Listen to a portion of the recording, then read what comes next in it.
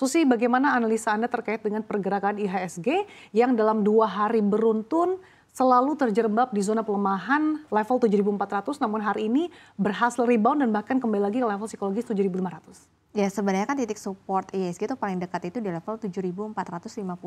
Itu udah kena di perdagangan kemarin dan juga di hari ini. Dan di hari ini setelah kena supportnya di level 7.450 balik lagi nih IHSG di level 7.550. Ini tinggal menunggu sekitar 10 poin lagi untuk mendekati resisten di level 7.650. Jadi kenapa sih kok tiba-tiba hari ini IHSG cukup menguat signifikan ya? Kalau Sasa perhatikan hari ini saham-saham perbankan ini sudah mulai rebound nih Sasa. Dari sepekan kemarin kan kalau kita lihat itu pada perdagangan pekan lalu itu kan perbankan yang anjloknya lumayan dalam ya, yang mendorong penurunan IHSG juga karena kita lihat porsi dari market cap perbankan itu kan besar-besar untuk memengaruhi perdagangan IHSG. Jadi kalau kita lihat sekarang para investor asing terutama ini udah mulai optimis lagi gitu ya, terutama di sektor perbankan.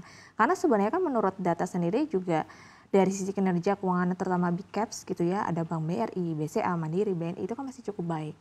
Kemudian juga dari sisi pertumbuhan kredit kita masih di level 11,4% per Agustus, bahkan mencapai 7.508 triliun.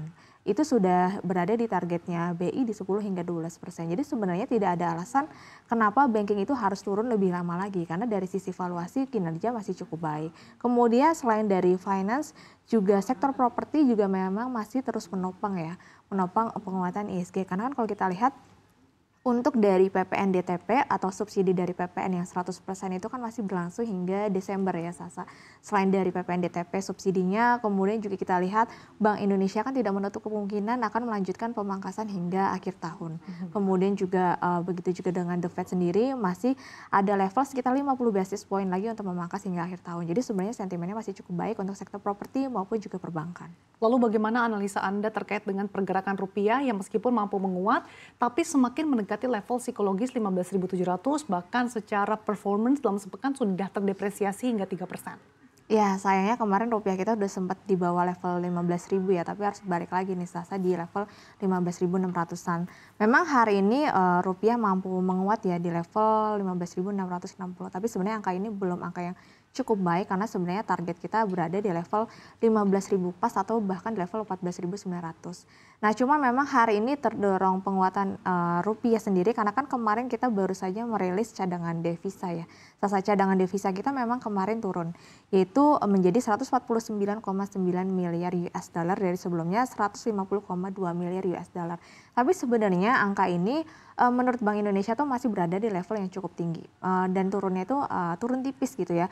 Jadi kalau kita lihat memang untuk dari cadangan devisa ini masih mendukung ketahanan dari sektor eksternal karena kita tuh masih meyakini atau masih melihat prospek ekspor yang cukup positif pertama, kemudian juga neraca transaksi modal, kemudian juga finansial itu diperkirakan masih akan tetap surplus. Jadi salah satunya ini pendorong penguatan rupiah. Cuman bisa nggak sih rupiah ini bertahan lebih lama? Itu tergantung data nanti malam Sasa. Nanti malam itu akan ada data dari US sendiri yaitu yang paling dekat itu ada inflasi, kemudian esok harinya disambung dengan indeks harga produsen. Jadi kalau misalkan ternyata IHK-nya nggak sesuai prediksi, kemungkinan dolar akan menguat dan bisa membuat rupiah lebih jatuh lagi. Oke, seperti apa proyeksi Anda terkait dengan pergerakan IHSG dan rupiah? Apakah dengan pelemahan ataupun level-level yang sudah disentuh khususnya support dari IHSG 7.400 ini artinya IHSG berpotensi untuk terjerembab lagi di bawah level itu? Dan bagaimana Anda melihat peluang pelemahan rupiah? Apakah kembali di 16.000 potensi dalam waktu dekat? Kalau saya melihat IHSG harusnya sudah tanda-tanda rebound ya. Secara charting menurut saya udah menyentuh 3 kali ya di support di level 7.450 dan hari ini sudah ada tingkatan volume yang menurut saya cukup lumayan. Dan kalau kita lihat secara chartingnya ini sudah menempuh level support yang bertahan 3 hari, harusnya ini sudah mulai rebound. Jadi menurut saya untuk di pekan ini seharusnya IHSG bisa kembali di level 7.600-an. Tapi untuk rupiah sendiri menurut saya masih cukup berat karena tantangannya beberapa data ekonomi dari US sendiri. Kemudian indeks dolar 6 hari beruntun itu naiknya luar biasa ya.